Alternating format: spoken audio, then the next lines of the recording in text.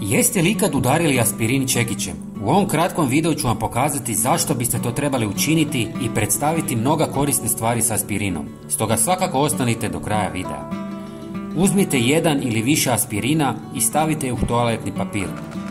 Udarite čekićem ili kuhinskim batom dok se ne usitne.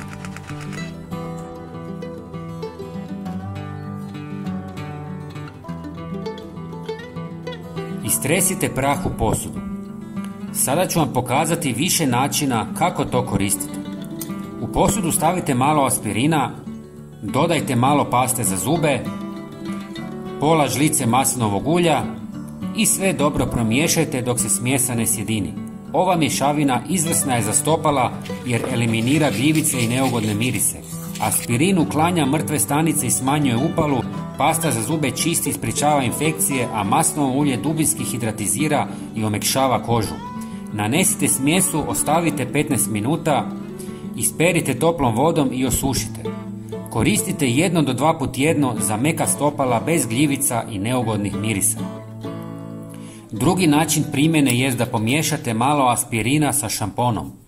Dodavanje aspirina u šampon korisno je jer salicilna kiselina u njemu pomaže ukloniti mrtve stanice stjemena, smanjujući perut i svrbež.